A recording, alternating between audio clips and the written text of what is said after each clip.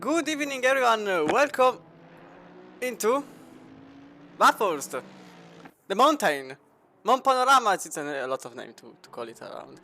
Anyway, welcome for the event for tonight, which is the off-season, one of the first off-season events. And it's going to be 2 hours around the mountain, and that's why doing 60 minutes for me, it was already too much. But anyway, I think this thing always doesn't work. Thank you a lot. If only once could have obviously inverted them. Anyway, if there isn't a problem anyhow, I'm not happy. Anyway, we are here for the pro and the silver, technically. With blue numbers, not really sure why they are not red, they are just blue for reasons, I guess it is. But anyway, it's going to be, how many are there? 24 drivers. 24 drivers for 2 hours of event. For 2 hours of event. And what else it has needed to be said? Not much, considering there isn't really a time yet.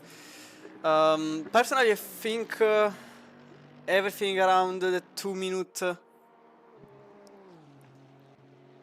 point 0.7, it's alright. Technically, that's the best possible. Well, the best time will be around there. Technically, the best drivers obviously do 59s, but I think here the level is It's around 0.7, 0.9, I guess it is. We have a 0.5, so we are definitely into the zone I was talking about. 0.5, being set by Craig Hamilton in the 182 Honda without livery. I sync the livery seconds before starting, so unfortunately I may try again, like starting maybe the game. I have no clue. Maybe there are some unsynced livery, or anyway I will check between qualifying and the race, even if some liveries are effectively have been applied. So at this point I have really no clue. 11 drivers have put their time into this qualifying session for now, the first 5 minutes. Considering it's 15 minutes, I guess it's going to be 15 minutes straight, without any pause. Melker Garbi goes in second, and at this point I think that I was on whatever is funky. Craig Hamilton is improving a lot. It's into 0.1 nearly. The Honda here is the fastest car, and really not with any surprise. It is even here the fastest car on track. And I guess we will see. Is it going to be at 59? No, okay, it's not nearly. It's near a 59, but it's a 0.1. It's an astonishing lap. For now, it's 1.2. The seconds, not even the tenths. The second between Garbi and Hamilton, 1.2 seconds. It's astonishing. And as I will also check if something doesn't work, which is highly possible for deliveries. Where is it? Aha, here it is. But by the way, I hope everyone is having a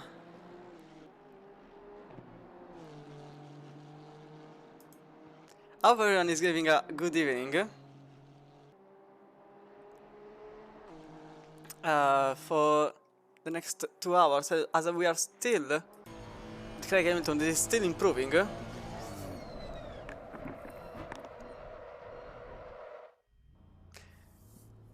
This commentary is over. How is it possible? The second I said it, the very second. This commentary session is going to be very hard for me. No. I hate all of you. I hate it. Sometimes it's beautiful, sometimes I hate it. Thank you, Phoenix Sal, for the 69 bits. Very funny. Thank you a lot for the support, by the way. But now we're with lowering in the 52 BMW, which is going to improve for about 4 times. Garbi put it back in second, but he really didn't put it in second. He was already in second, but he joined the 0-0 club. Flower 00, no. But Lovering may join soon, as he is 3 times below himself. And it's possible that it's going to be an improvement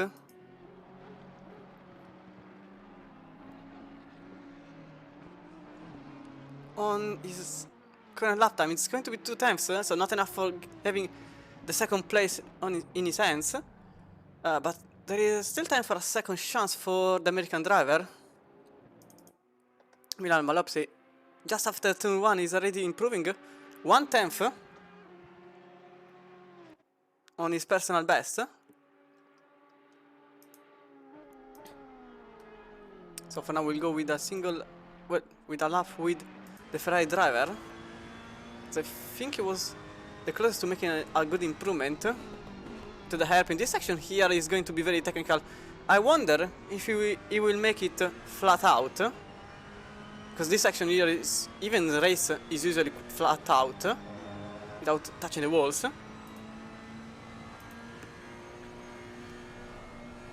It's astonishing how close they are from the wall. Then the downhill section, which is possibly the most interesting part, where you gain the most or you lose the most, for a different set of reasons. Called the walls, that's effectively that. But the SS, the SS section is possibly the best part, and there is the deeper, which is the hairpin we just passed. Then corridor straight, the longest and fastest section of the whole racetrack. Around 280 km per hour is top speed, 282 in qualifying. Maybe even more, considering certain setups. Then the chase is left and right into Murray's corner, turn number 23. And effectively I was right, 284 is the fastest, being set by Contagiannis in the Ferrari 92. But for now, the situation as it stands is with Malopsy still in 13th, while Hamilton is back on a good improvement. You can see how close he is on the wall.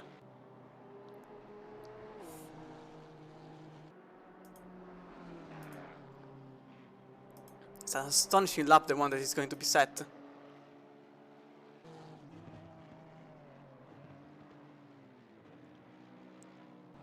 Into the downhill section.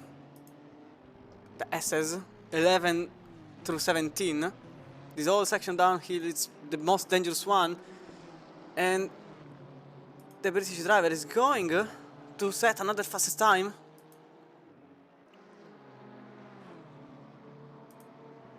Just wonder how close it will be to the 59. By the way, I just discovered the reason why some liveries aren't applied.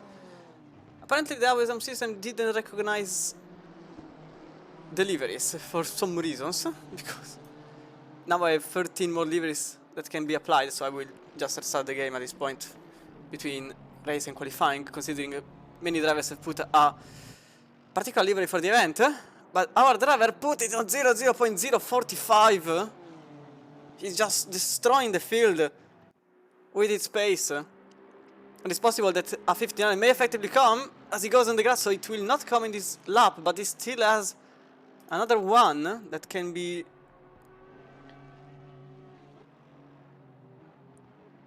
put.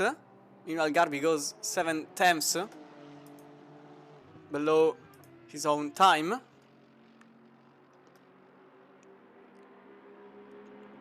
I think that was clearly a mistake, but he still has another shot. And Loverink is also improving, but not enough for getting into second place.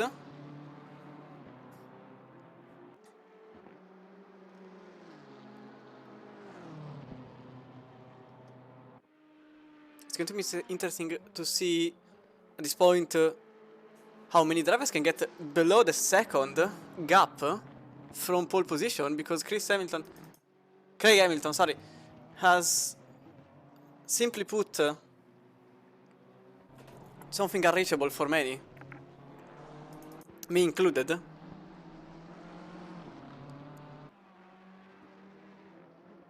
And for now, Loverink goes 1.0 from pole, with Senatore that is improving a bit, but definitely not enough to even put Loverink in a bad shape.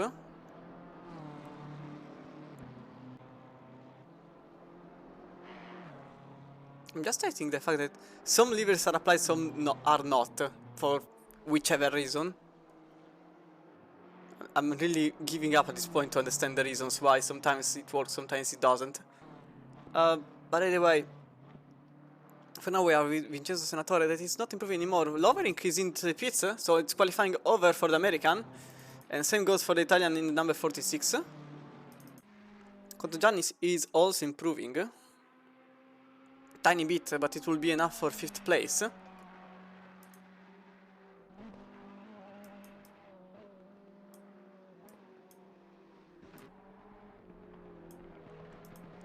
Scarby is showing yellow flag, so I think it's qualifying over even for... No, maybe not. No, I think he just took some space to put a final lap, even if I don't think he will go somewhere else from P2 on the grid.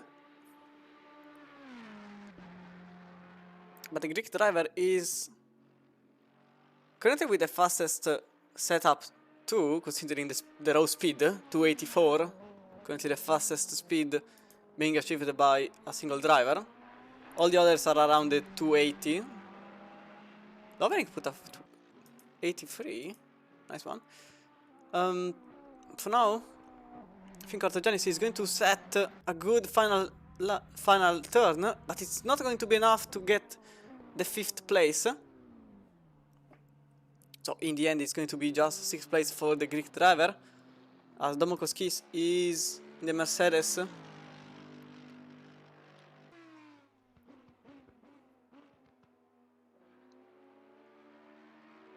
I don't think he will have the chance to improve enough, maybe. He needs just a tiny bit more than a 10th to get into 6th place, or even 5th. But at the current state of... No, never mind what I was about to say, because he effectively improves. Not enough. 1.5 away from pole, so still in 8th. Fulvio Di Polito currently in the 34 car, lapping very quickly, but possibly just enough to get into 9th, or maybe a couple positions more. He is still 3 times below himself, so it will be enough for even 6th place. Altogether, he goes for a spin, so it's not going to set a lap. As he went into a mistake in the very final corner, we can see back what exactly happened. At the very end, was a bit wide, and then on exit he went on grass. The lap was over, even before the line. Very unfortunate, because he was definitely going for 6th place. And 24 driver qualifying is effectively over. I have to take this away. With Craig Hamilton in the 182 with an astonishing lap.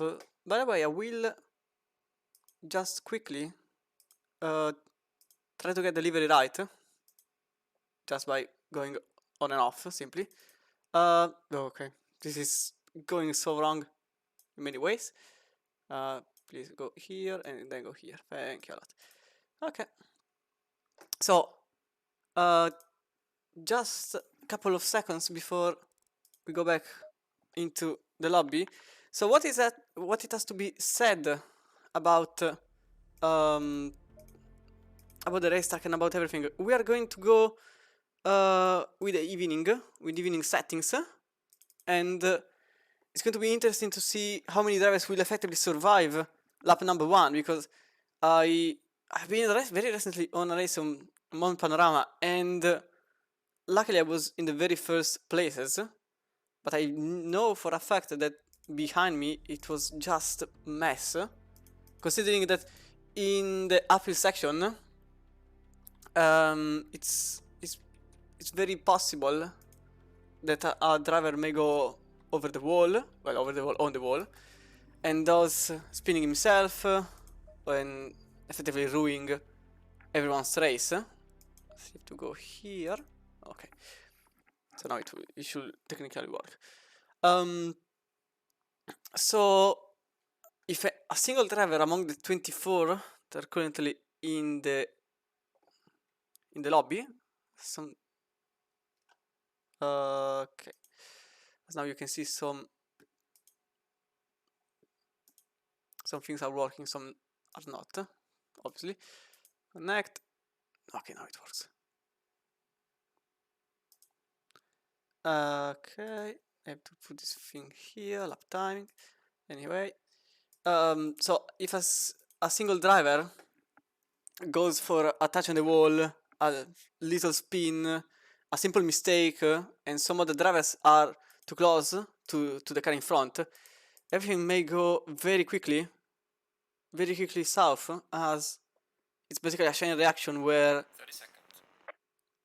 all the drivers are basically hitting each other, colliding, and making a huge crash or a 20 seconds. big pile up in whichever zone is set in Qualilot. It's not really 10 seconds. that bad. Like, it depends on how much they are consumed. The tires, I mean, obviously. So in the end, we will see how good it will perform even with consumed tires. But considering its pace, I don't think that's really a terrible situation for the PCG driver, as he simply destroyed the field during qualifying. I have to put nation here, and I think nation delta is here. Okay. Okay, now it is working. Technically. Connect. Okay, now it's working effectively. Some levers are still not showing, so at this point I'm completely giving up on the situation. Some are not. Okay, I guess. So Marco K's lever is showing. And the first three are not. But behind there are some more liveries, so some yes, some not, I guess. No V12. There are two Nissans, Benjamin Eck and Alex Zachtal, running in the Nissan for whichever reason, because honestly I don't think it's a good choice, but it fits with the name of the event, with the Donkey Kong event, considering how big the car is. It's basically a brick, it's a chunky car. There is a Jaguar, yes. There is Ethan Bedford, this Jaguar 238 in 21st place. We have just an Aston Martin. Just a single Aston Martin. It's a bit. Oh no, there are two. There's Alan Brown here in the ERS car. The white version. There is also Alex Zilio in the third Aston Martin, so there are Aston Martins. 1-2 Honda, without any real surprise to anyone, considering how good they are. Simply, the Honda has to be nerfed, because at this very point it's just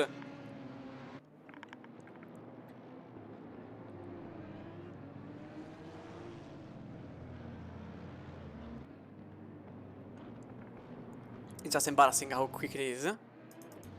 There is a single Audi in 4th place. There is another one in 9th and another one in 11th place. Audi here is quite a good car, but I really think the BMW is the best.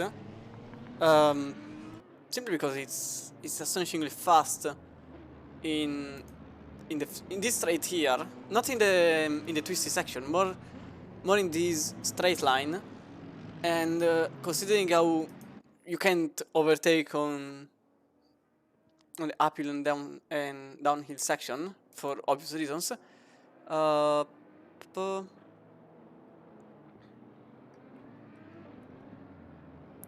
me see, from turn 3 to turn 19, so just a couple of corners where it's impossible to overtake. There is basically just Conroe Straight, Murray's Corner, and the Mountain Straight. So this straight here, Conroe Straight, the one after turn 1, and Murray's Corner is the last corner, 23. The BMW here really comes in handy, because if you're in a BMW, you can overtake. That's simple. The other cars can't really reach the same speeds. The same speeds is really incorrect. Same speed. It's a couple of kilometers per hour, not really a lot. And it's more like that's just enough, barely enough to give you a speed advantage in the slipstream, and thus it really helps to make the overtake on the straight, and then just being a sitting duck in the turns in the uphill section, because you can't overtake there. So it's really easy to defend. But anyway, we are going with, as always, P4 driver for the start of the 2-hour event, of the 1 hour, it's not 2 hours, it's 75 minutes, sorry. 75-minute event, and it's going to be a good start by everyone. Seems like there is an Audi there going really quickly, but there is everything smooth. Everything seems to be smooth until this very point, with possibly Lovering already trying the overtake on the Honda on the outside, so it's going to be quite difficult as Domokos Kiss, as Velman making the overtake there on the Ferrari, but for now we're going to stay there with P2, as I think Garby goes a bit too much wide and he touches the wall. So already a victim of the walls in lap number 1, and he loses several positions. He's currently in 5th place. He tries to go side by side with the Mercedes there of Chris Schneider. On the outside he stays, he maintains the line without making contact with any wall. Meanwhile there is also Velman making, no, there is Dipolito making the overtake on Conto Giannis. So the Italian making the overtake on the Greek driver in the Ferrari that now behind has a quite good train that has to be maintained, as Mari goes slacking into the wall.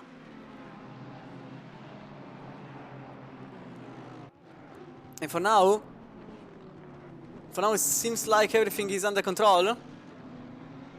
Not too many incidents, as there is the Audi there trying the overtake on the Mercedes in a very impossible way, with the Mercedes giving some space, and Velman making it from the outside on the hairpin. The Mercedes on the hairpin is very slow, considering the Mercedes really low affinity to slow speed corners, and that's why the Audi makes it, because it's more agile, and on the hairpin it delivers just enough speed to overtake the Mercedes that still wants to try the overtake, but there is a jump, and I think he's on to the wall. Side damage for the Mercedes driver. And honestly, I was expecting it, as there is also, as I was saying earlier on, Lovering making the overtake on the Honda driver for the lead of the race, because the BMW is just quicker on the straight. So Lovering is now in 1st place with Hamilton in 2nd.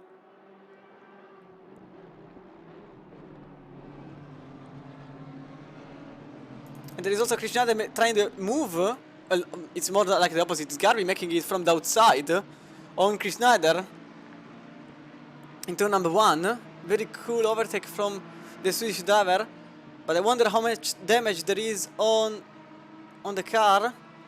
See Schneider is trying to find a way, maybe some contact between the two drivers. There is no contact between the two drivers, and Michael Garby still maintains the 4th place after touching the wall and thus losing a couple of spots. For now it all seems to be clear. Meanwhile Hamilton just lost a position and touches the wall, simply because the BMW is just better on straight line speed. So now the Honda driver has to invent something and try to get something out of his own head.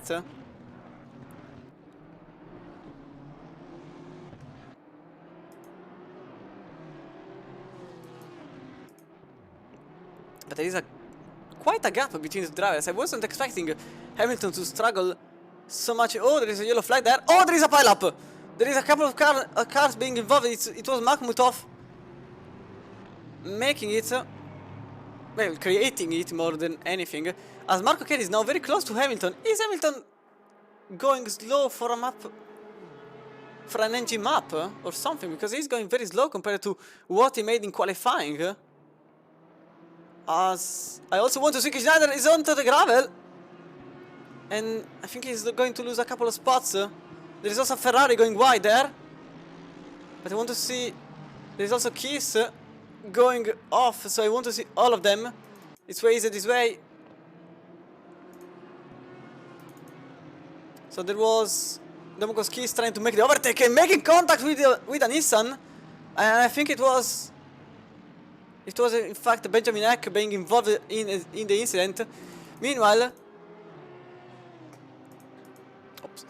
there is Vincenzo Senatore that has tried the overtake on Garby So definitely some incidents that have happened in the last couple of minutes. Garby that tries to make it from the outside, quite an impossible task to ask for. But there is some damage to his car. I wonder what happened. As now Senator is in 4th place. With Garby in 5th.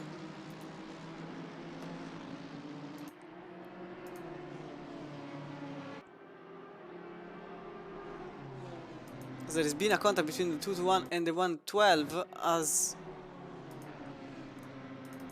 Craig Hamilton went into the wall. Something went clearly terrible for the British driver. So I can see exactly what happened there. Oh, he made contact with the wall and thus destroyed the front end of his car. So I think Hamilton's race went completely downhill, and now many cars will make the overtake on his car, and I think he will also go to the pits for repairing the car. So basically went on the grass on that very spot that took. So there is also Garby off as he went over the bump, because there is a bump on the straight. And I think he also made contact with the wall. There is also Ferrari going off. I think it was Cotto Giannis. So now Craig Hamilton goes effectively into the pits. And Lovering is now the leader of the race all of a sudden. But I want to see what happened here between Senatore and... Oh, it was this one. Okay, so not really an incident. But I'm not really sure why many incidents are not being shown. So we can see what happened earlier on with Benjamin Eck. So it was effectively the Mercedes just going straight and hitting the Nissan driver out of the way. There was also an incident between the 92 and the 46. You can see the 46 and the 92, with the 92 being taken out of track, not really in a nice way. There has also been contact between the 221 and the 14. Seems to have happened earlier on in the very same spot. So that's the reason why Chris Schneider went wide. I think it was Chris Schneider nearly making contact with the Honda and just barely not making it. And now Chris Schneider, speaking of which, is trying the overtake on a very impossible spot. Side by side, downhill. It's an heroic move if it happens.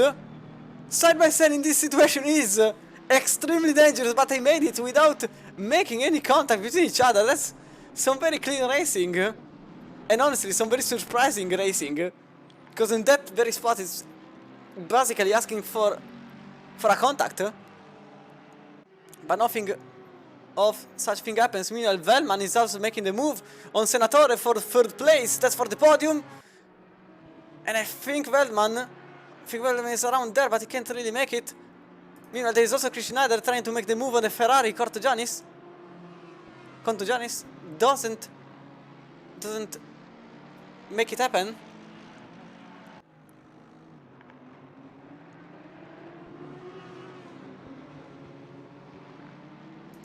So for now, Velman is still trying to make an overtake on Senatore.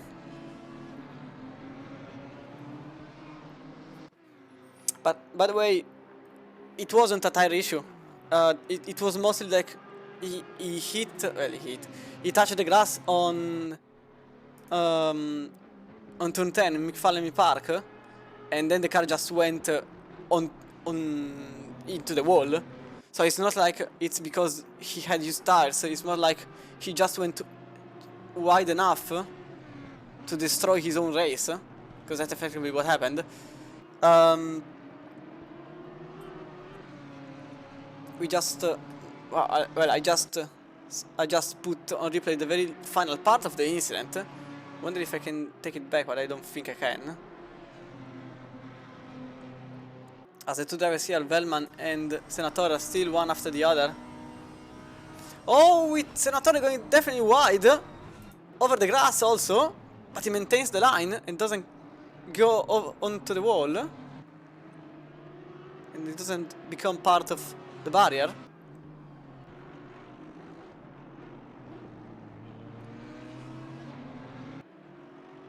So now Vincenzo Senatore keeps the line and the lead of this little train in third place. After Garbi also went into the pits. No, Garbi went into the pits. Garbi went on the gravel. So effectively it is now a battle between the BMW that is now off into the wall. Another driver that gets...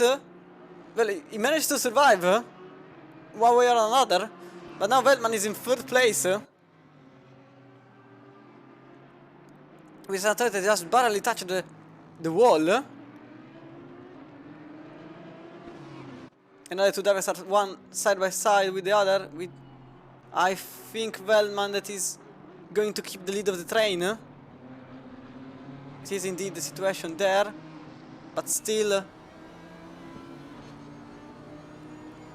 Veltman, I think Veltman has a high downforce setup because the BMW is really quicker on the straight.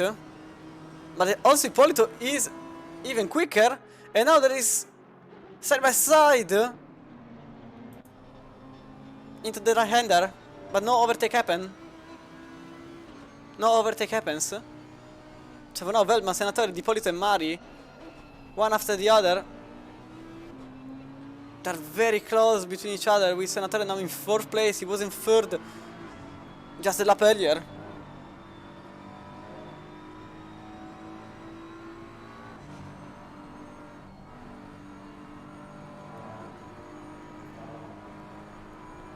Davide clearly gaining an advantage on the more downforce prompted section of the racetrack. But I think the BMW clearly has a lower value of wing setting, because it's clear that the BMW is simply faster on this section. Fastest lap of the race being set by Lovering, 2:01.5, with KD nearly 3 seconds behind. I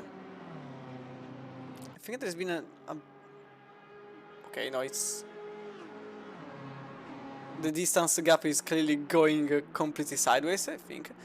So as I was saying, Marco Kedi 3 seconds behind, with now Lovering setting at 2:01.4, fastest lap of the race so far. And there is, as I was saying, 3 seconds of gap, with Kedi that just lapped in the 0.2.2, and then there is all this train here that lapped in the 0.3, 0.4.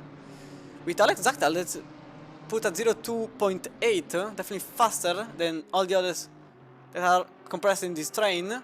With Chris Schneider setting at 0.1.8, so definitely an interesting lap time by the Hungarian driver in the Mad Panda livery. With Garbi that is trying to set himself back into a position of relevance, trying the overtake on the Ferrari. It's quite the task there, with the Ferrari going wide. And I think 9th place is now in Garbi's hands, without further ado. And still here is the battle for 3rd place.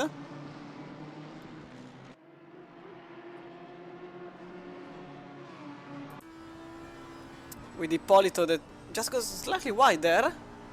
And I think he lost just a 10th between... just lost a 10th! Whew! That was the wheel going 90 degrees from the wrong side of the track. But he managed to survive this time.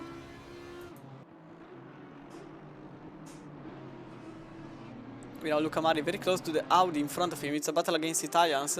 Luca Mari first of the silver drivers, so that's what the blue number plate represents in the leaderboard, while the green number plate represents the pro drivers. This is a one-off event, so it's not going to set any leaderboard or anything, just to put a split between the drivers on track in terms of sheer pace.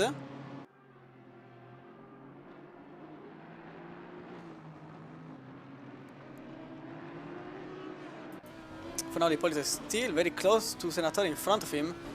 0.2.2 4 times quicker than the car in front, with Veldman, leader of the train, setting the fastest lap of the train, 02.0. Up in front, the first two drivers are still lapping into the high 01.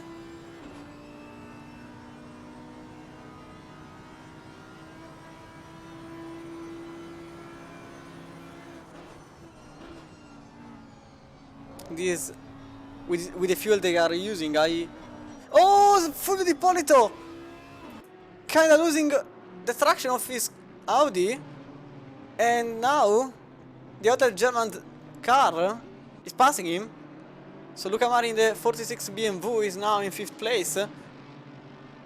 Making the overtake on Di Polito, now in 6th. After nearly losing completely the car. And now giving Alex Zachtal the chance to make it into 6th place, with Krishna that is basically following glued to him.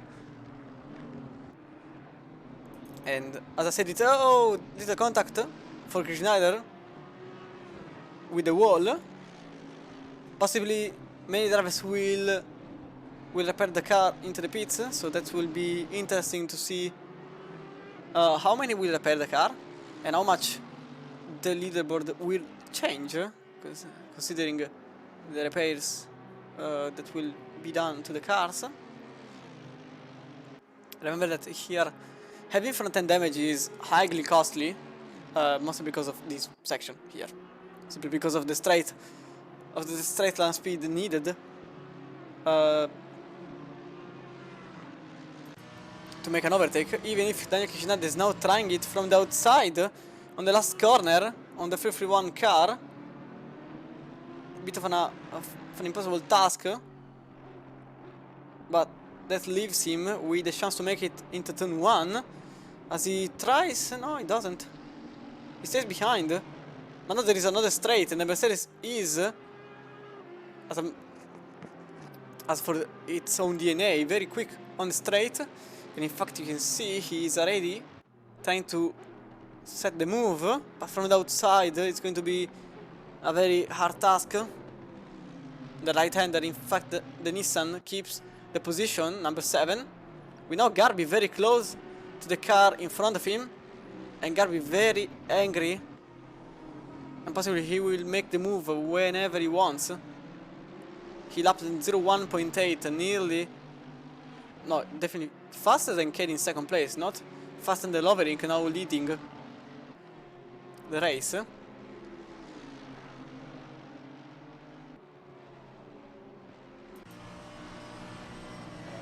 Nissan clearly slower in this section. Krishnada was already trying a bit too optimistic there, maybe putting himself in a different position, maybe hoping for a mistake by the Swedish driver, but that doesn't happen. It is instead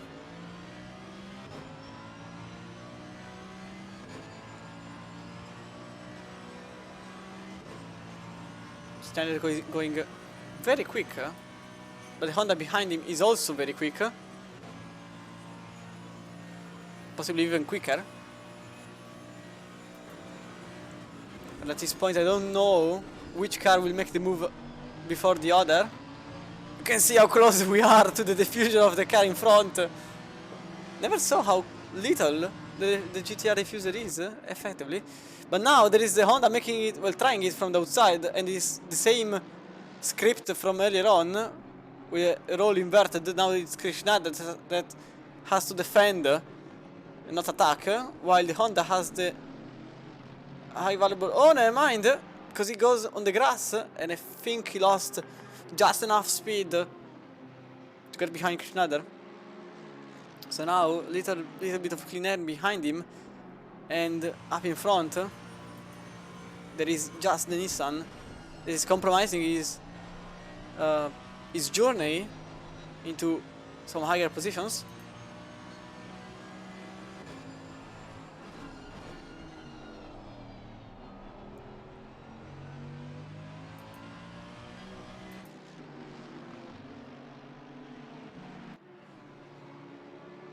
Fernando Mercedes still behind Zachtal.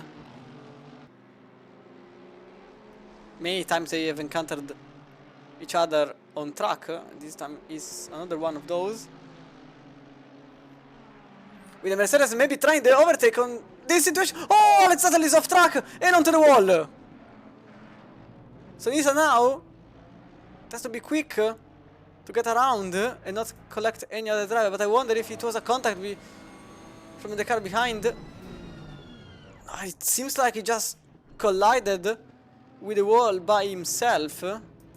And as a matter of fact, there is no contact between the two drivers. The Nissan just tried to brake later. And he just went too much. And altogether lost the car. As Lovering set at 01.3, definitely a fast time. As Luca Mari is using another racing line. Not really the official one. And the Audi, fully deployed, overtakes the BMW into 5th place.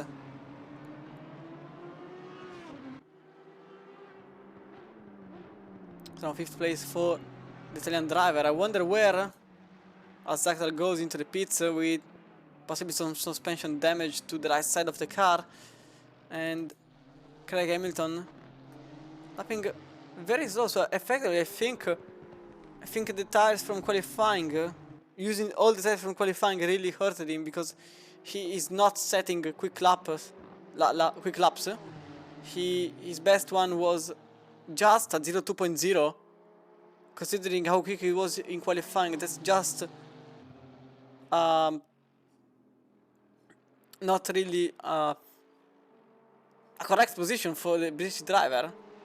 That was simply destroying the field before he noticed that destroying the field was not an option anymore.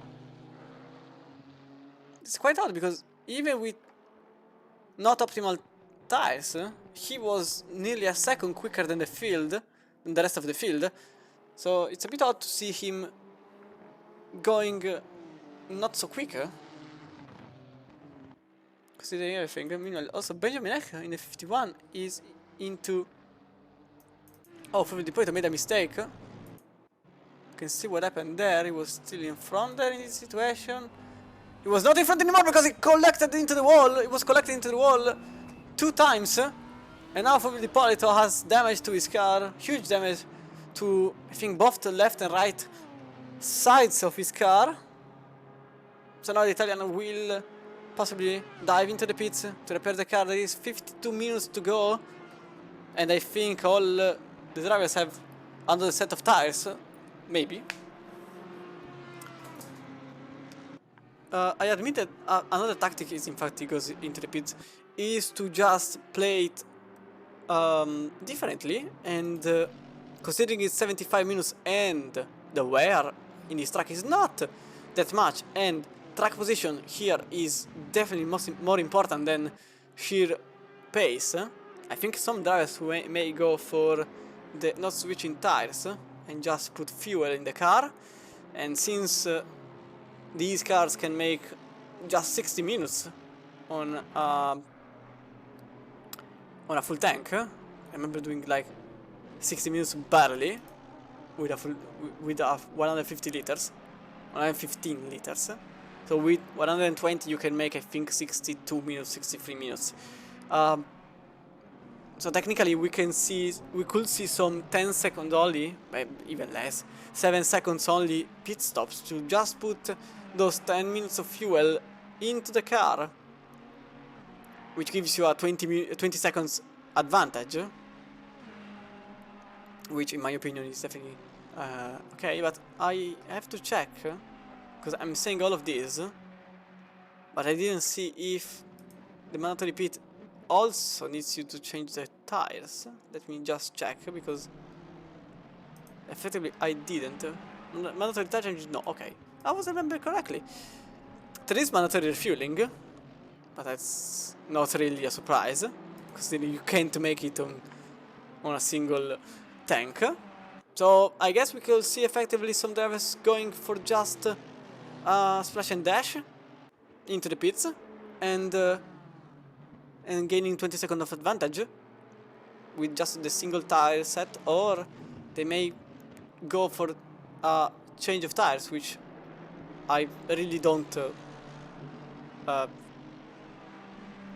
I don't really support, but it may happen for reasons I'm not really into. As the Mercedes there, with a very slow exit, is giving the Honda the chance to make it into 6th, and it happens. It happens for now, but the Mercedes clearly wants to stay in 6th place. And now there is a drag race into turn number 2. No, it's not a drag race because the Mercedes gets behind the Garby in 7th place. But I don't think this battle is over. You can see the Honda defends the inside, but I don't think that will have to be is going to be an issue for the Swedish driver that stays in 6th place. And now 1 second in front there is the Italian Luca Mari in the 46 BMW. The drivers very close to each other. I want to see already if and how these drivers have managed their pit stop, the ones that already made it.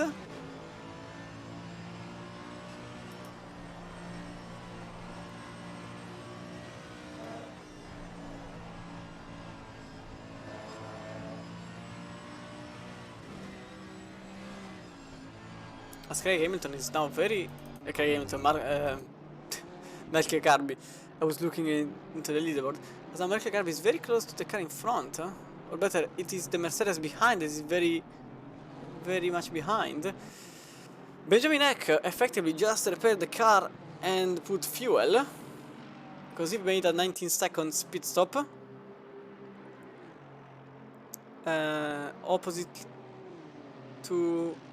Well, Benjamin Eck is very odd because he's in 19th place behind Zakda that made a definitely longer pit stop. So I'm not entirely... Oh, there's Chris Jones in the middle of the track!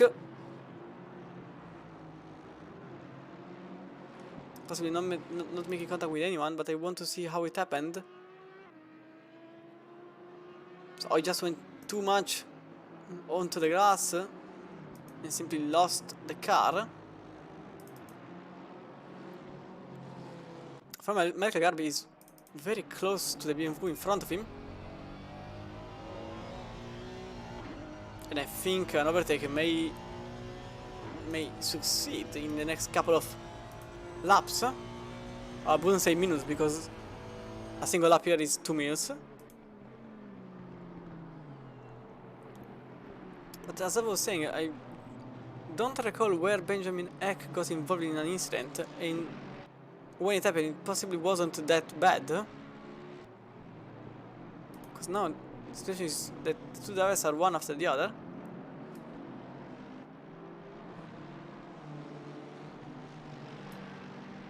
So I suspect something happened somewhere, simply. I apologize if I didn't take every action that was happening.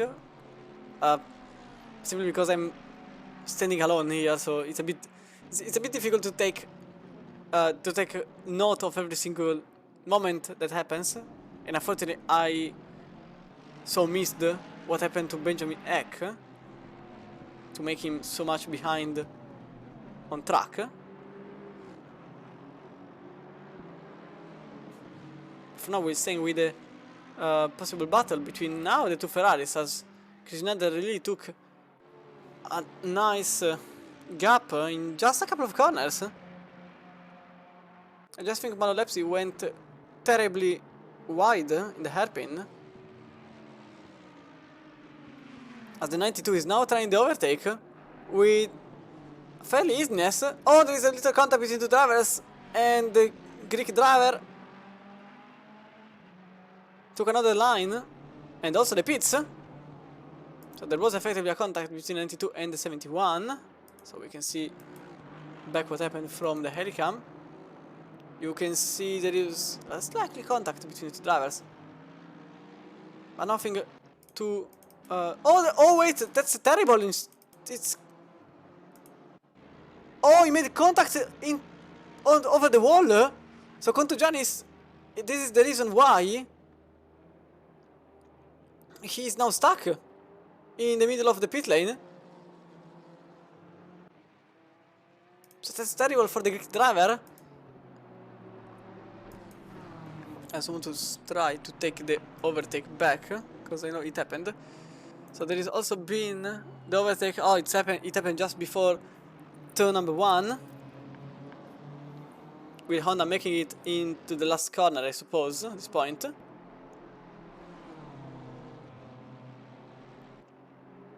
So now Malolepsy is very close to the Mercedes in front of him. What's the time there? Oh, it's 6 AM.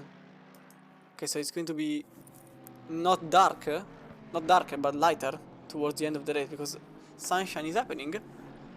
Malolepsy is now very close to the Mercedes in front of him. You can see from the splitter.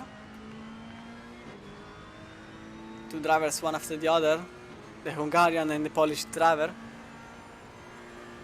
as they are approaching the fastest spot of the whole track. The slipstream still exists from this distance, half a second of difference between two drivers. Heavy braking zone.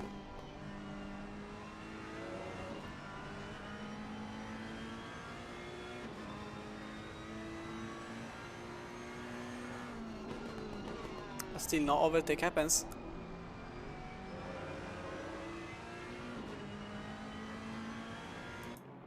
.202.1, best lap being set by the Polish driver, personal best at least. With the Mercedes in front, lapping a couple of times off.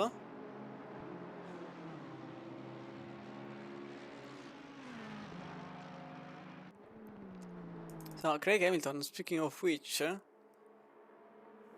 he set at 01.5, so definitely a quick lap, and he just overtook Alan Brown, lapping very slowly. So now I think Craig Hamilton definitely is back on. Oh, Alan Brown is off for some reasons. Wonder what happened. Okay, he braked normally. I wouldn't say it's odd how it happened. He simply lost the car.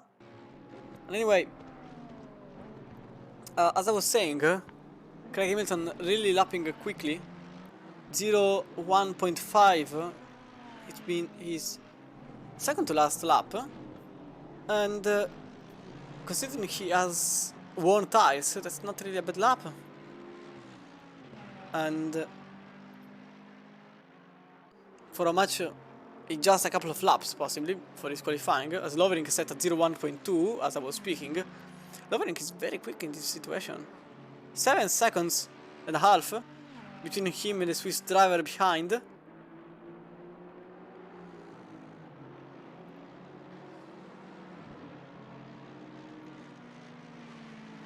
So the American is in the 52 BMW is really lapping quickly, as Chris Schneider opts for going into the pits. No contact with the walls for him. There is also Luca Mari going into the pits. And now the question is what's going to be the tactic for the drivers that have approached the pit lane, if there is going to be a change of tires or not. I hope not, for their sake, because I just think that it is a terrible idea to just change the tires at this point. It's not going to give you a massive advantage. Luca Mari effectively just fueled the car. 10 seconds of pit for the Italian, as Chris Schneider, I think he's changing the tires, because the pit is very long.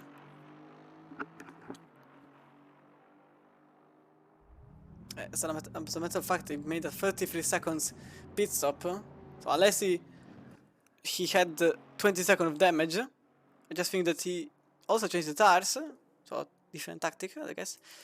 Senatore also didn't change the tire, but he had damage, 10 seconds of damage for the BMW driver, now in 10th place, with Luca Mari effectively being the leader of the pitted drivers, as you can see from the leaderboard situation. The little number that you see is the amount of pit stop being done by the drivers. As Craig Hamilton is now in front of Chris Schneider in 12th place. Not lapping so quickly, as Lovering still has the quickest race lap after the incident that the British driver had in the very early stages of the race. For who hasn't seen it, he was just leading qualifying with more than 6 times of difference between him and the second place driver, which was Garby at the time. Except he got overtook. Oh, Barford, yellow flag. Something happened here to the Jaguar driver. So as I was saying, he got overtaken by the Beam driver, now leading the race as the Jaguar. That's the reason why he made contact with the wall. The curb was the reason. I can finish this sentence. Lovering overtook the Honda driver, and then the Honda driver went into the wall after going into the grass, into the highest point of the mountain, turn number 10, the left-hander, very dangerous, just before the downhill part, as Marco Kedi is now stuck behind Barford, who hasn't yet pitted, while Kedi just did, and now Luca Mari is very close to him, and I think Marco Kedi changed the tires, because he pitted for 33 seconds, while Luca Mari just 10 seconds of pit. So I think Marco Kedi went for the wrong tactic there. Or maybe it's going to be the right one, I don't know. Just think that 20 seconds is a bit too much.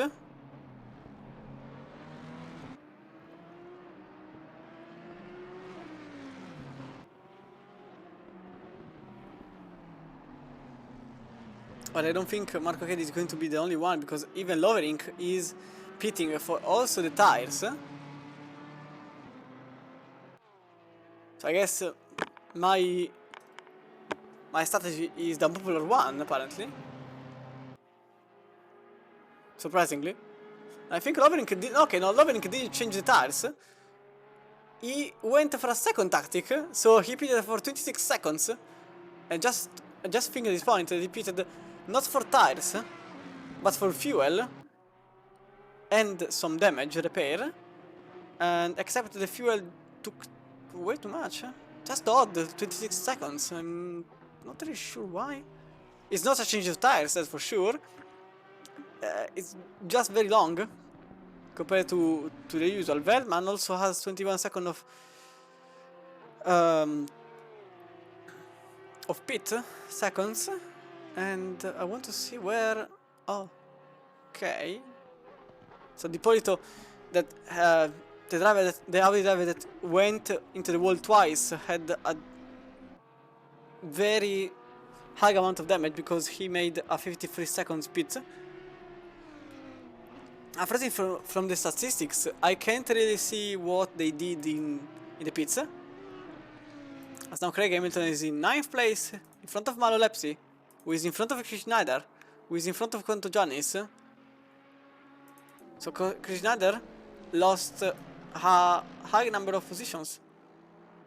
But Malo Lepsi made the same exact tactic.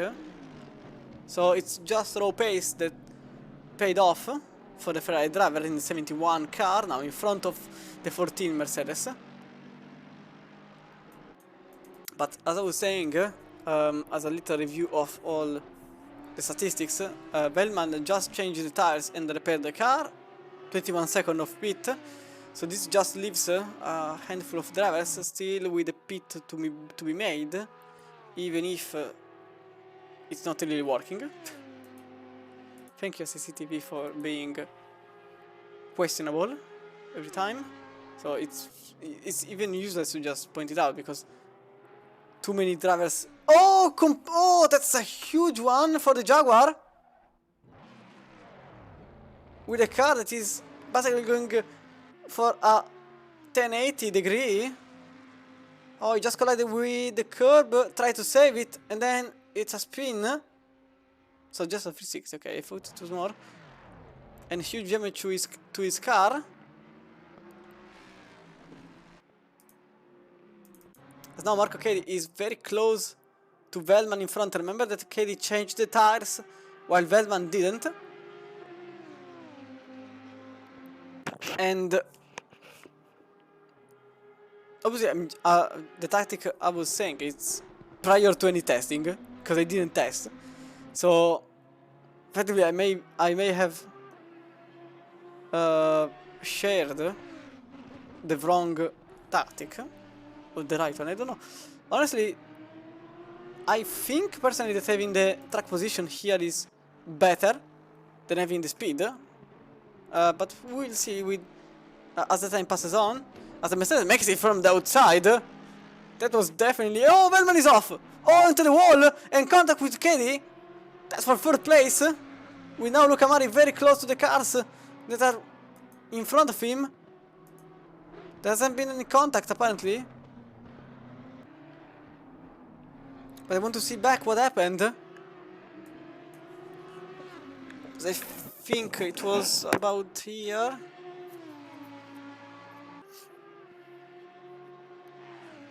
Oh, he collected with the cars! No, he just collected with the wall, sorry. With the cars. I'm crazy. He collided with the wall. And the car behind him... This was what I was trying to say. And the car behind him just didn't collide with him. Didn't collide with him. It's just that Cady was slowed down massively by Velman. And he's trying to defend outside. But the 737 is just quicker on exit. And Velman has damage to his car. And again, more damage to his car because... Oh, he made more contact with the wall. Wipers going on, so I think that was quite a one. And Senatore is now even in a position in front of me, so you can see the wheel going massively left and right.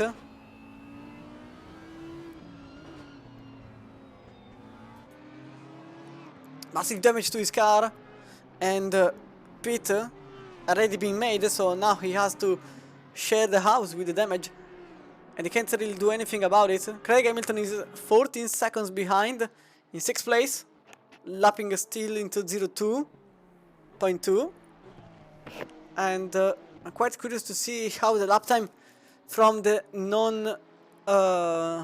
non-tire changer is going to appear, as I think Cady was the only one of the top drivers that made the choice.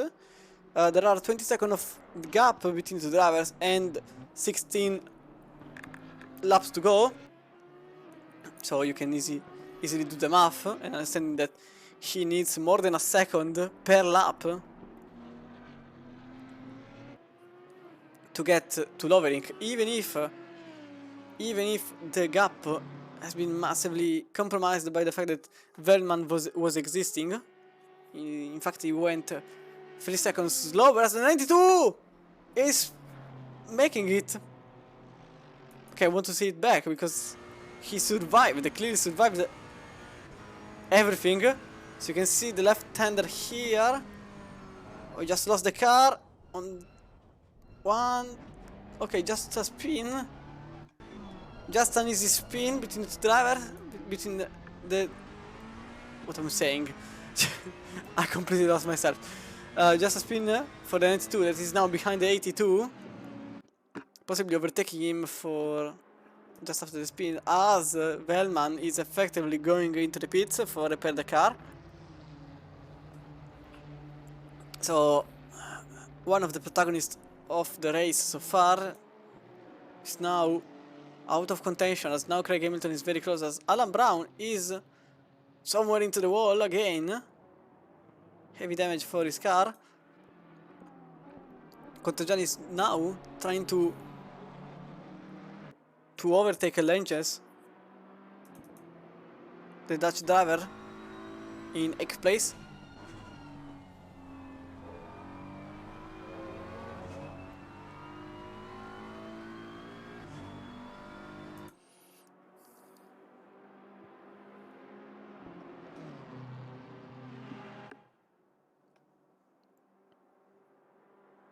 So now Velman out of the pits. There were 24 seconds of damage to his car, so I can understand why the pit was made, plus another 26 seconds of time in the pits. Total of 50 seconds sitting in the pits, so quite effectively a terrible outcome for the Dutch driver, Nico Velman, that was really racing quickly, and he was also in a podium position until everything happened. 0.1.8 by Marco Chedi, Lovering lapping at 0.2.3, half a second of difference, and it's clear that he needs more. Another lap is coming. It was a 2.02.4, so Marco Chedi not really putting enough water to his meal. It's quite the opposite at this moment, because opposite from every possible situation, Lovering is faster with all tires. And Lovering didn't even take the full advantage he could have had for a mistake of some sort. I just guessed that he... Oh, that's a 92, going for the move on the 82. Change of position, that's for 8th place. But you can see the BMW with some damage to the side of his car is still trying to make it and to remaining in 8th place. And to remain in 8th place. But the BMW, okay, there is some damage to the front of his car, and that's why the Ferrari clearly has an advantage over the BMW number 82 that has now another opponent, because behind him there is Fulvio Di Polito. After the damage repair, after all that has happened over the mountain, he is now very close to the car in front of him. And Hamilton is already off, is again off in the very same spot that collected him earlier on. So another incident for the British driver, and I think it's the same exact move. This time he tried to save it, but he just made contact with the other side of the wall. Earlier on it was the left side, now it was the right side, and again damage to his car, and again the race is compromised, and again the 182 is struggling to keep the car in one piece. And it has been not even the first time, it has been the third time since the start of the event. It is the exact same mistake he made in qualifying, the exact same mistake he made in lap number 3. Now, it is Velman that made a mistake. See here. Oh yes! He definitely made a mistake, and again damage to his car. And again the Audi struggling a lot to keep it together. As even Fulvio Di Polito, Fulvio Di Polito made the overtake on Langes, I think, on the straight, and again you can see Hamilton into the pits.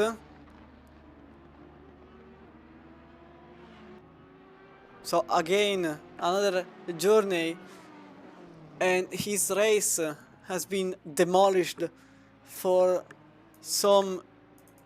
Oh, again Velman going too quickly into the pits and making contact with the wall, and I think it's a race over for the Dutch driver that went to the garage out of, I think, sheer rage, which is simply understandable. So Fulvio Di Polito is very close to the 7th. In fact, it's not in the lobby anymore. As Fulvio Di Polito is now very close to the car in front, as the sun is rising. 7 tenths is the difference between him And Conto Giannis. Craig Hamilton now exits the pits, 15th place for him. It was very odd to see basically the replay of Di Polito going completely off. Okay, no, never mind. He just, I think he, ironically, didn't lose any tenth. No, maybe he just lost a couple of tenths. But it was just the original racing line. The secret shortcut that only the speedrunners know about. But seriously speaking, no problem for the Italian driver that is now still a second behind Conto Giannis with 25 minutes to go. So what is it? 12 to 13 laps? No, it's surely 13 laps. Because Lovering is already a minute into his lap, so it means that he crossed the line at 25 minutes. So it's going to be surely 16, see, I can count anymore, 13 laps to go. And considering I should be doing math easily. Apparently I can't make 25 divided by 2. Which apparently makes 16 in my brain for some reasons. But anyway, for now it's been very odd because I thought to be seeing way more pileups, and we just had one at the very beginning, which I wasn't even able to get a replay from because apparently the replay log didn't work there, obviously. But for Di Polito, as it was clear already, he is very quick in the high downforce section, quite slower in the low downforce section. So in more normal terms, he's just quicker in the turns and slower in the straight as he collects the wall. So you can see possibly the Ferrari gaining some time in this situation, even if Di Polito is effectively in the Ferrari slipstream. And as an indicator of his... Okay, that's a lot. Conto Giannis in the slipstream went 287 kilometers per hour as his personal best, personal top speed, while Di Polito's personal top speed is just 281, one of the slowest of the entire lobby, if not the slowest. It's not the slowest, but it's very close. But you can see that Di Polito is now further away from the Ferrari in front, even if he was in the slipstream.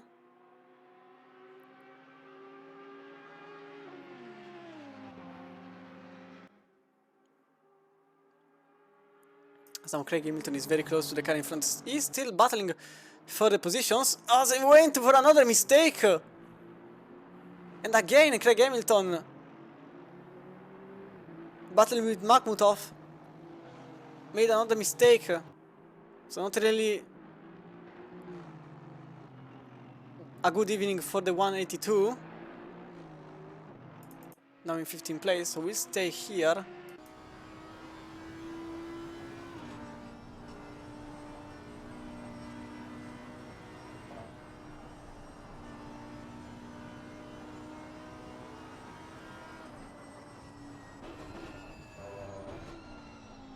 For Di Polito. The lap times are not the same, clearly.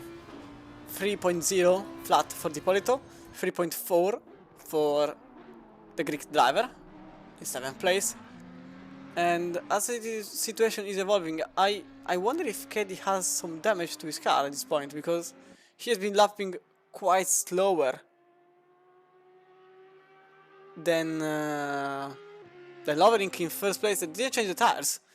And he has been a second quicker than the Swiss driver, and with 20 minutes to go, he has to lap 2 seconds quicker than the American driver, so I don't think there is really a chance for the lead to change. As Lovering made a mistake. I give up, honestly, I just give up at this point. What happened? Because he collided with the wall somewhere. So curve for him and a huge damage to his car now. So Lovering. Why am I surprising? Why at this point? Why am I surprising? Why am I surprised? Okay, I said it. I asked for it.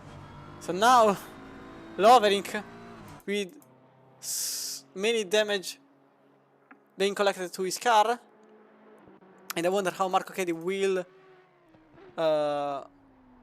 get the advantage from it, while Depolito and Contagianis are switching position in a bit of an impossible way from the outside. Could he make it? And astonishingly could. Amazing overtake by the Italian driver. You can see here all from very far away from number 2, and he made it from the outside on the Ferrari driver. That now Ferrari driver, speaking of which, is now into the wall, and I think he also been making. Oh, I think yes, I think it is. I think so. Contagiani said another BMW, so he made contact with the wall multiple times. You can see him going basically sideways, and then the BMW behind him, which was Langes, completely demolished the Ferrari driver now in the pits, and I think the same is for Langes. And now Zagdal is very close to Barf, in front of him in next place, with Garby lapped. Effectively I didn't check on him anymore, but what's happened to Garby? Why is he... Oh, he made 3 pit stops while I wasn't looking. So he made 3 pit stops. That's why he's in 16th place. And now the GTR trying the overtake, and very close to the curb. Some contact between two drivers, but the Bosch driver is definitely slower in the straight. But Alex Zachtal is trying the best he can.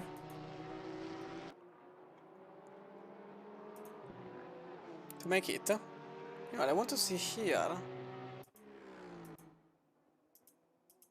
I can't anymore. Because there has been a contact between the 221 and the 16. It's just that it was so much time ago that I can't see it, unfortunately.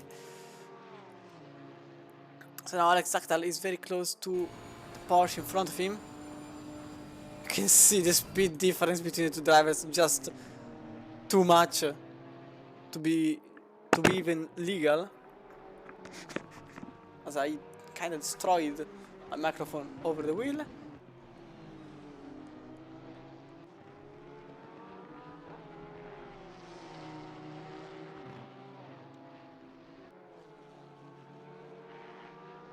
So now Jan Barf still having the lead of the two drivers, simply, and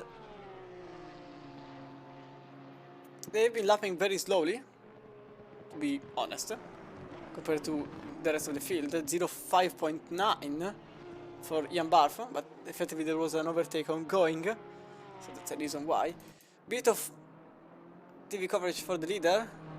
Even after the damage, it seems like he's still lapping in decent pace, as his closest opponent is 19 seconds behind. So not really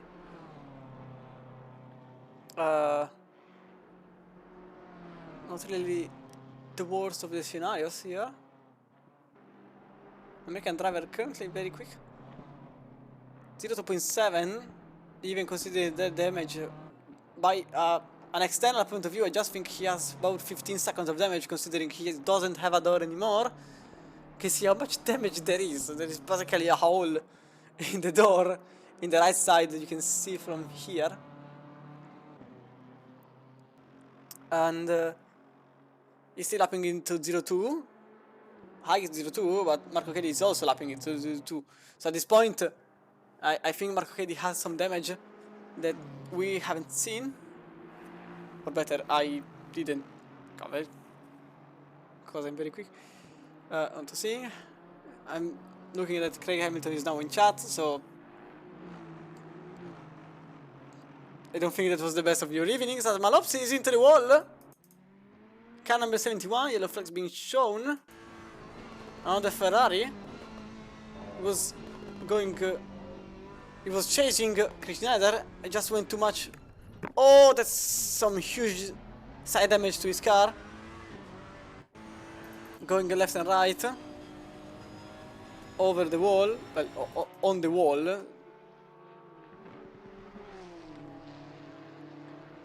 And now Alex Zachtal is trying to get on the grass. This wasn't what I wanted to say.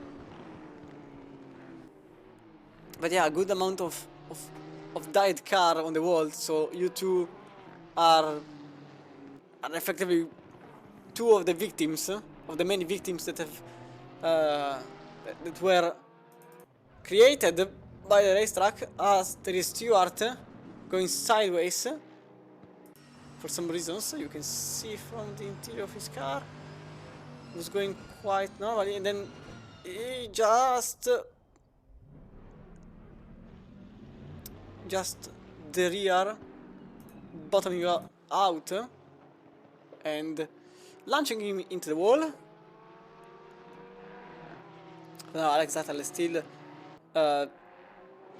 trying to overtake on Ian Barth.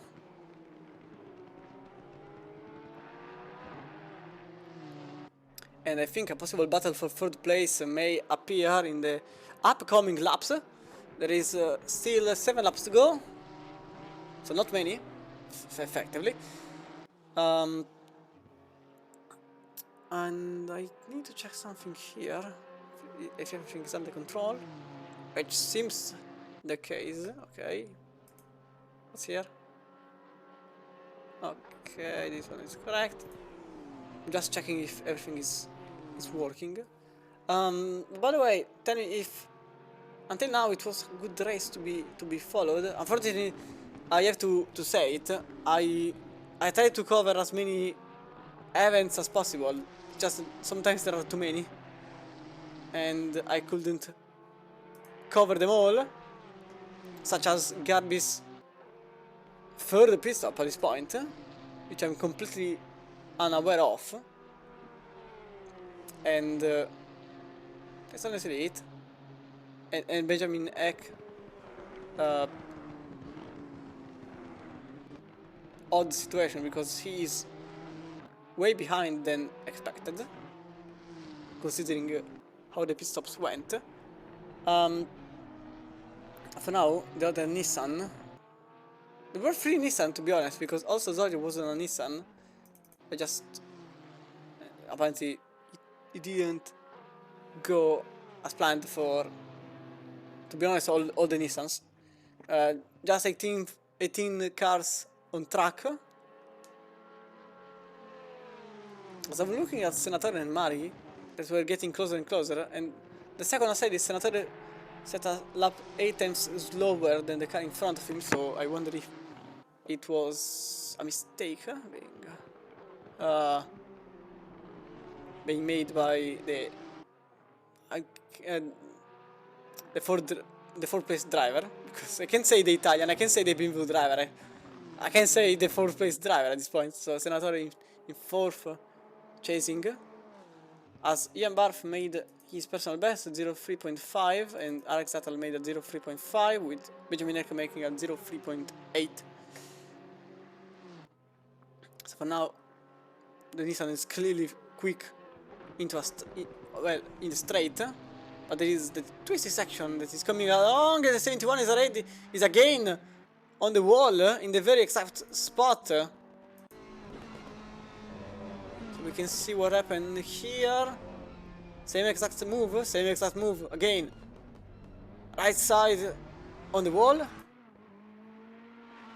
And he is lucky if he doesn't have suspension damage at this point on the right side of his car. Especially the right rear right wheel.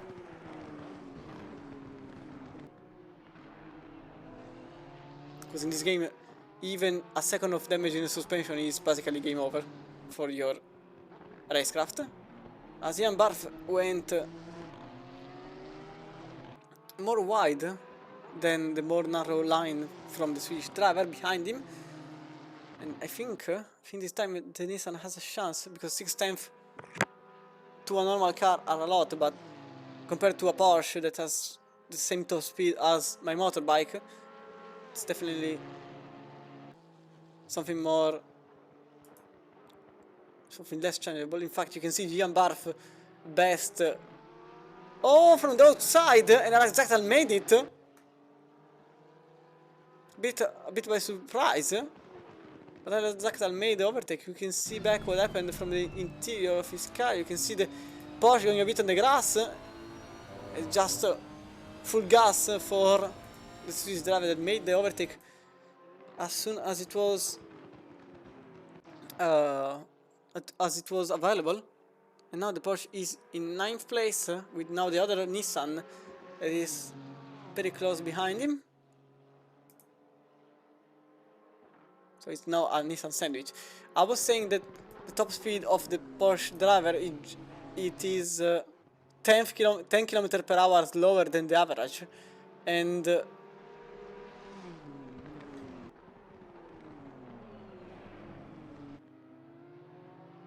okay, I was hearing some odd noise. 13 km per hour slower than the quickest.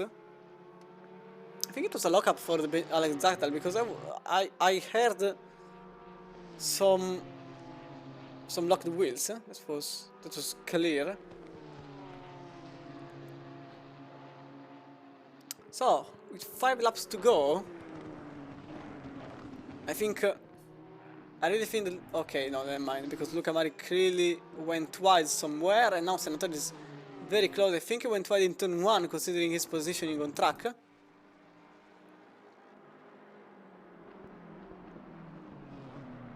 With now Senatore just following behind.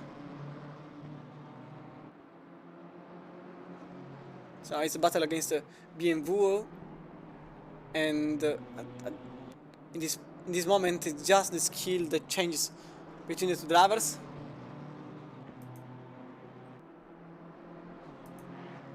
As we can see here.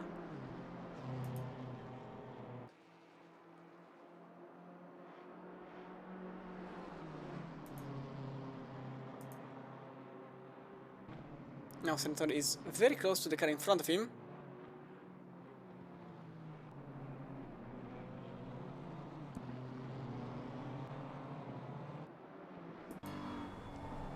With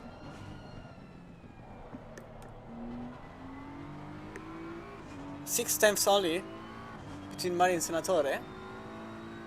And I think the slipstream applies, if I remember correctly, the slipstream applies until 7 tenths.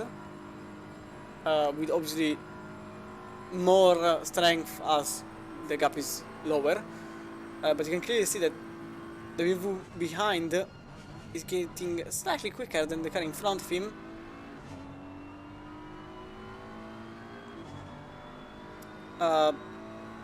Their personal best is basically the same, 202.3, just 50 milliseconds the difference between the two drivers. But this lap has been, the difference has been 1.5 seconds.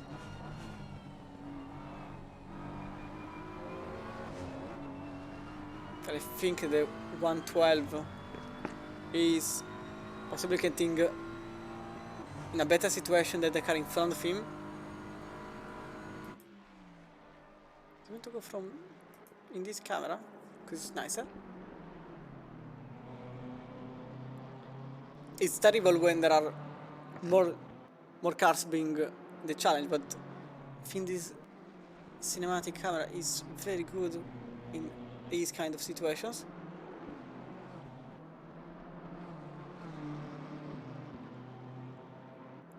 Now, in terms of pit stop, both drivers didn't change the tires.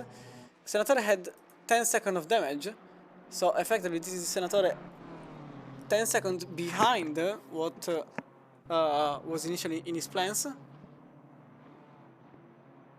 with the 10 seconds of damage being taken out as something disconnected from my PC, not entirely sure what. With 10 seconds less, he will be even in second place, so that damage that has been collected was possibly better to not be repaired.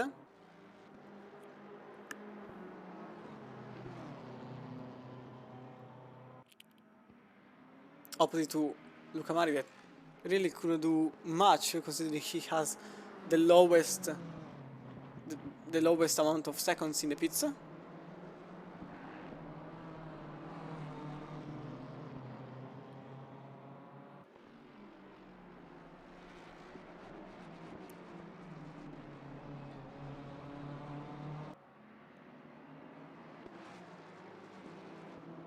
Lap time has been basically the same, except there has been a tenth of difference between the two Italians. 0.2.5 for the third place BMW, 0.2.6 for Senatore in fourth place. And considering the gap is getting, well, the time is getting lower and lower. I think there are just 3 laps to go at this pace. Oh, 2 laps to go. 2.5, let's say. Because Lovering will get to the finish line at 3 to go. Slight mistake by Luca Mari over the hairpin, going slightly wider than his opponent in fourth place. As Bathurst is showing yellow flags. Oh, he was just in the front of the two drivers, with Luca Mari having to take evasive action, and Senatore that is just now behind the Jaguar in front. So really not the best situation for the Jaguar driver, that is clearly being an obstacle to the fight of the two drivers.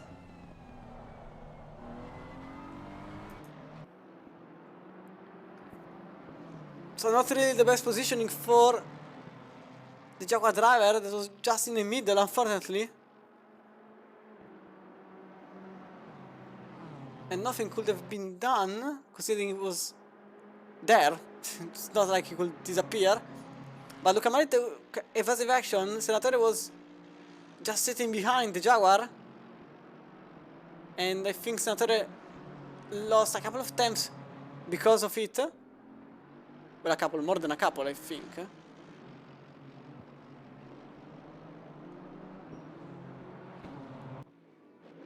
In fact, it has been 2 times the difference between the two drivers after the incident, let's say.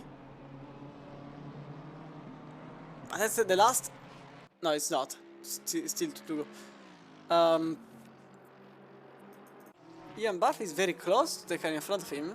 So there are 2 battles in the current situation. That's for 8th place between Ian Barth and Alex Zachtal, with Benjamin Eck following behind very closely.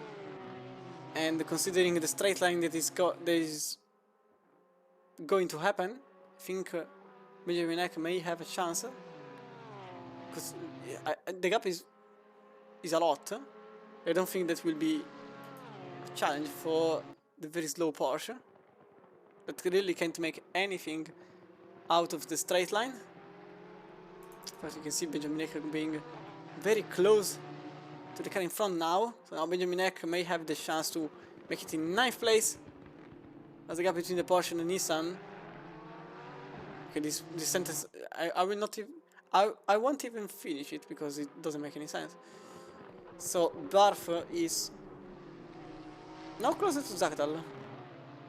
So the 3 drivers are basically one after the other. It's not really a big difference.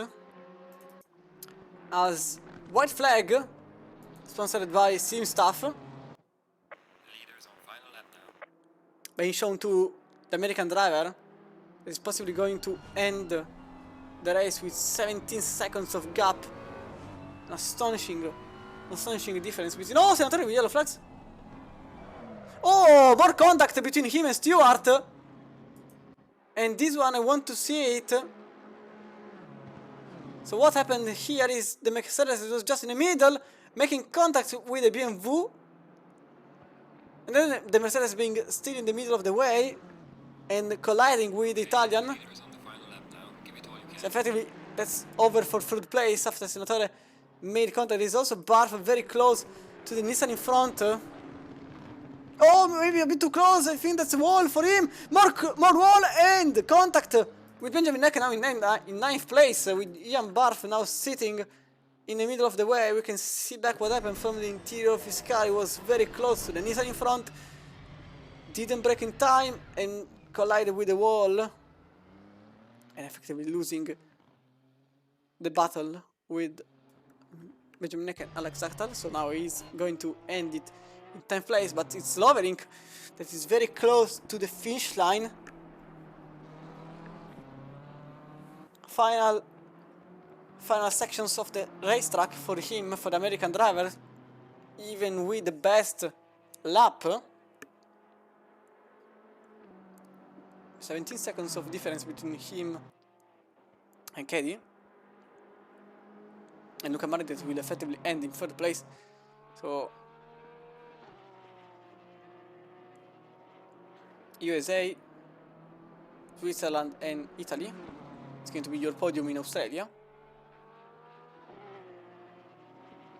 But it's going to be the 52 drivers. It's going to finish the first of the one-off events in first place, The leader has finished the race. winning the 75 minutes of Bathurst with only 10 drivers in the lead lap, because Marco just finished. But Marco Caddy is going to end it in second place with Luca Mari in the 46 BMW just in third.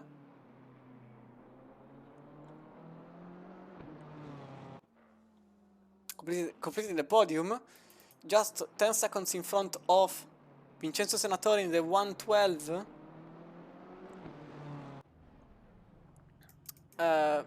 8 seconds in front of Chris Schneider, the Hungarian, who tried to make the best race as possible, except for a couple of mistakes. He was very quick, nevertheless, because his best lap was at 01.8, so not really a slow pace for the Hungarian driver, with a 71 Ferrari Malalepsi ending it in 6th place, with Fulvio Di Polito, the third Italian in terms of order, ending it in 7th place, with Alex Zachtal in the 331 Nissan, just in front of his fellow Swedish driver. So the two Swedish, one after the other, with the first that was just quicker than the second, the Alex Zachtal completing it in 9th place, or not. Okay, apparently they wanted to make it in parade, and Ian Barf being the last one of the lead cars, completing it in 10th place with just 17 drivers that finished the race, with 23 that started the race. So this was, apparently it's not over, so this was, maybe Assetto Corsa can just remember to exist, but nevertheless, this was your race. Okay, thank you a lot for tonight. You can see the standing here, from the 25 drivers that started the race, 24 actually, 24 drivers that started the race, just 18 completed the race, with Lovering being the leader, Marco Caddy being in 2nd place, and Luca Mari completing it in 3rd place and finishing your podium. But this was it for tonight. I don't know who will be in charge of the next event, honestly speaking. But in the end, follow, join the Discord, FRL Discord. Everything is in the Twitch channel description. Join the Discord channel to be updated on every one-off, every championship that are also going to start in the upcoming weeks. And the next one-offs, I saw there's a Ferrari challenge on the way there, but it's Oh no, I changed something. I moved something, I don't know what. Okay, I hope it works.